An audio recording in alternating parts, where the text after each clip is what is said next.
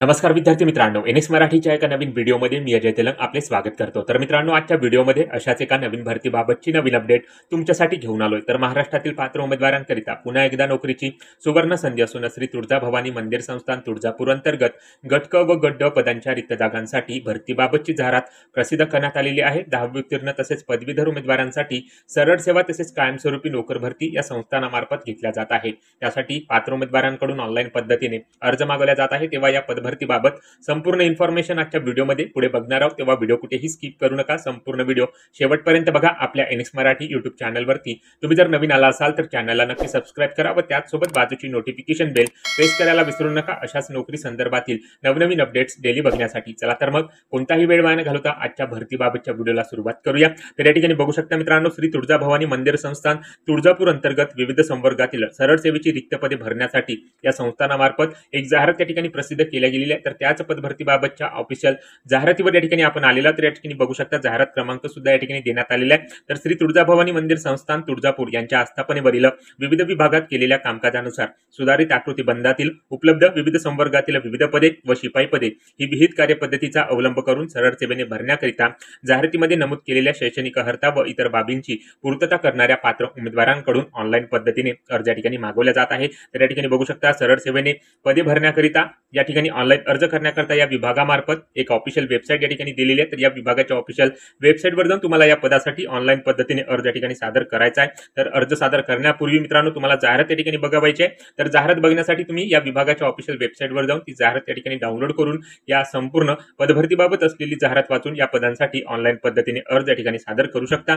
तर या जाहिरातीमध्ये मित्रांनो संपूर्ण पदभरतीबाबतची सविस्तर माहिती दिलेली आहे। तर स्टेप बाय स्टेप संपूर्ण पदभरतीबाबतची माहिती आज आपण या व्हिडिओच्या माध्यमातून थोडक्यात बघणार आहोत, तेव्हा व्हिडिओ कुठेही स्किप करू नका, संपूर्ण व्हिडिओ शेवटपर्यंत बघा, जेणेकरून या संपूर्ण पदभरतीबाबतची सविस्तर माहिती घेण्यासाठी तुम्हाला कसलीही अडचण या ठिकाणी जाणार नाही। तर सुरुवातीला मित्रांनो या ठिकाणी बघू शकता ज्या पदांसाठी ही रिक्रुटमेंट या ठिकाणी होत आहे त्या पदांची नावे व त्या पदांसाठी असणारी रिक्त पदसंख्या या ठिकाणी देण्यात आलेल्या। तशा एकूण मित्रांनो या ठिकाणी बघू शकता 47 रिक्त पदसंख्येसाठी या ठिकाणी ही रिक्रुटमेंट या 20 पदांसाठी होत आहे। तर या ठिकाणी ज्या ज्या पदासाठी रिक्त पदसंख्या दिलेल्या आहेत त्याबाबतची माहिती तुम्ही सविस्तरपणे जाहिरातीमधून या ठिकाणी घेऊ शकता। एकूण 47 रिक्त जागांसाठी हे 20 पदे या संस्थानामार्फत या ठिकाणी भरल्या जात असून त्याबाबतची सविस्तर माहिती या जाहिरातीमध्ये या ठिकाणी देण्यात आलेली आहे। तेव्हा तुम्ही जर या पदासाठी एलिजिबल असाल किंवा अर्ज करू इच्छित असाल तर नक्कीच अर्ज करण्याचा प्रयत्न करा।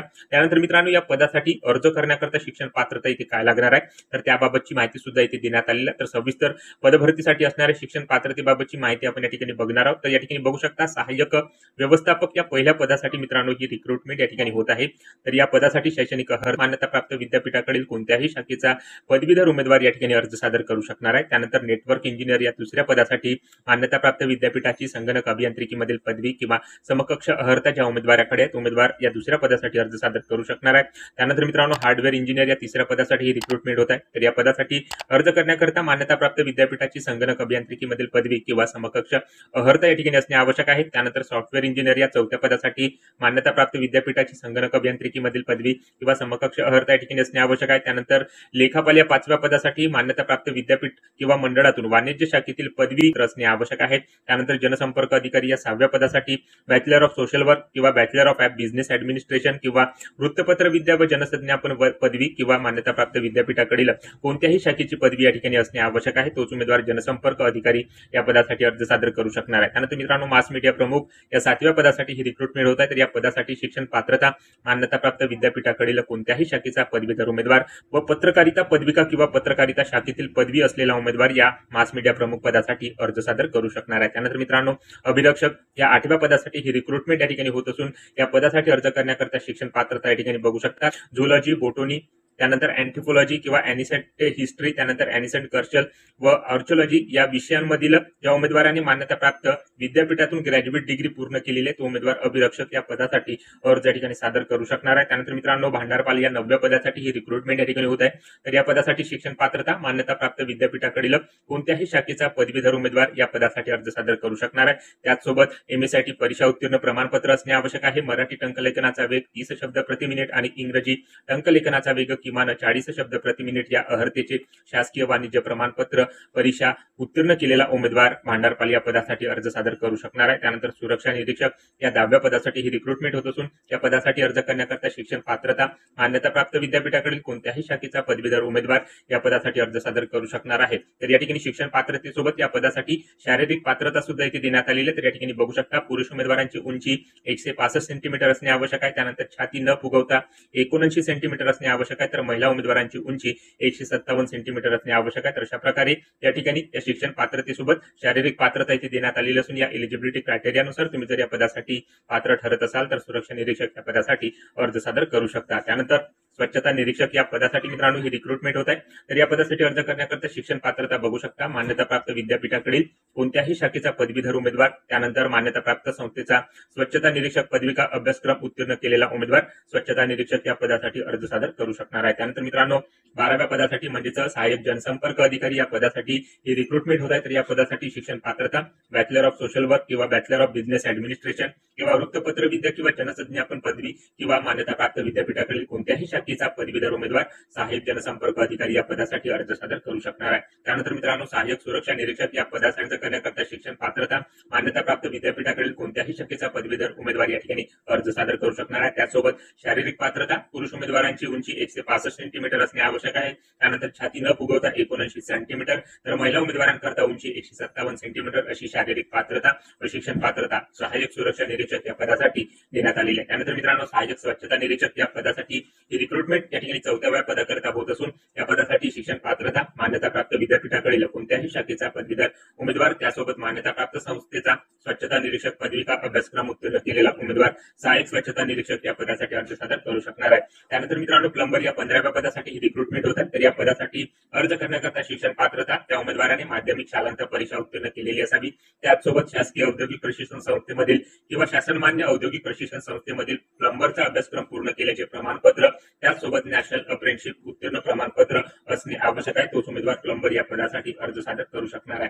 त्यानंतर मित्रांनो मिस्त्री या 16व्या पदासाठी ही रिक्रुटमेंट होत आहे। तर या पदासाठी अर्ज करण्याकरता शिक्षण पात्रता बघू शकता त्या उमेदवाराने माध्यमिक शालांत प्रमाणपत्र परीक्षा उत्तीर्ण केलेली असावी। त्याचसोबत शासकीय औद्योगिक प्रशिक्षण संस्थेमधील किंवा शासनमान्य औद्योगिक प्रशिक्षण संस्थेमधील मिस्त्री या विषयाचे अभ्यासक्रम पूर्ण केल्याचे प्रमाणपत्र त्याकडे असावे किंवा नॅशनल अप्रेंटिसशिप उत्तीर्ण प्रमाणपत्र त्या उमेदवाराकडे असणे आवश्यक आहे। त्यानंतर मित्रांनो वायरमन या 17व्या पदासाठी ही रिक्रुटमेंट होत आहे। तर या पदासाठी शिक्षण पात्रता माध्यमिक शालांत परीक्षा उत्तीर्ण करणे आवश्यक आहे।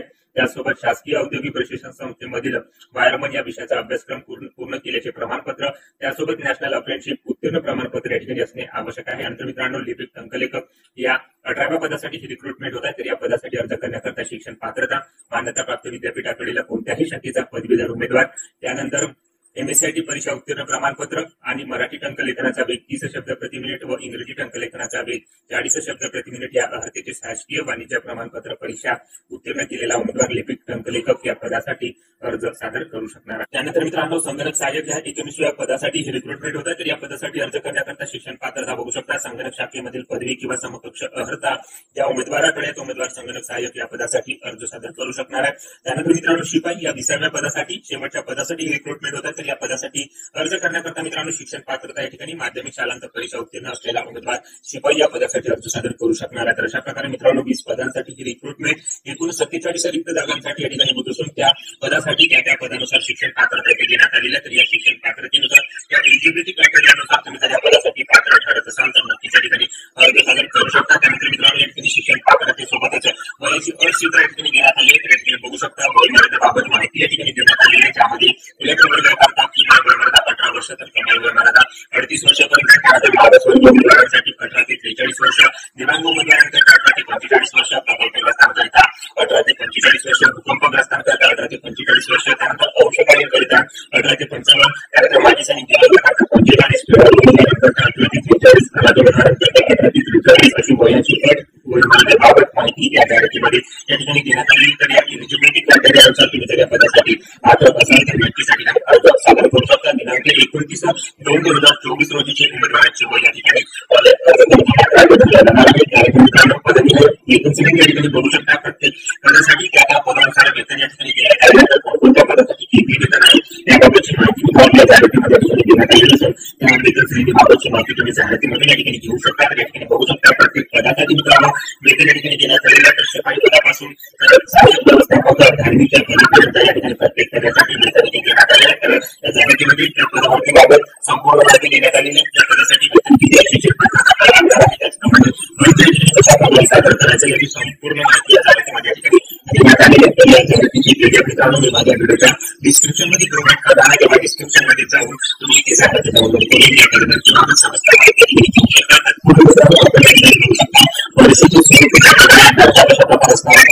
निवड पद्धती कसा प्रकार असावा याबाबतची माहिती दर्शवण्यात आलेल्या पदांकरिता ऑनलाईन पद्धतीने पोलिसांच्या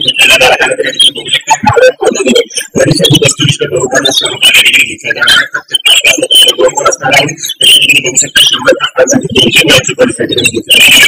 त्याकरिता 120 मिनिटांच्या कालावधीत ऑफिसर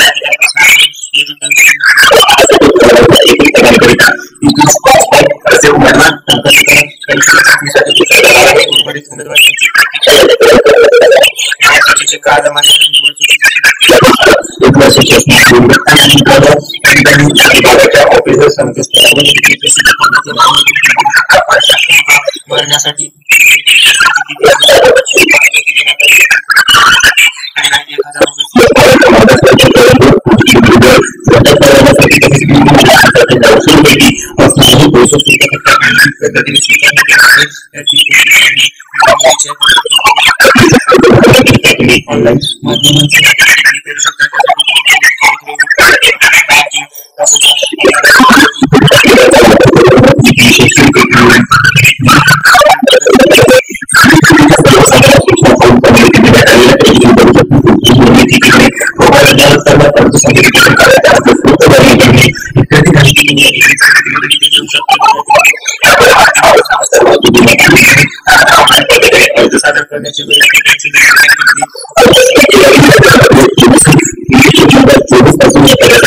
सादर करण्याची सुरुवात एप्रिल 2024 सोबतची कार्यक्रम देण्यात आली आहे. त्यानंतर ऑनलाईन पद्धतीने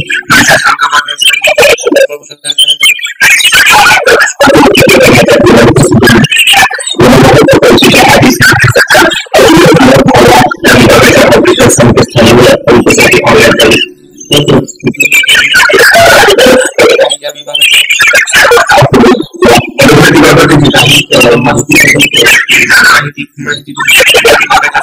ऑनलाईन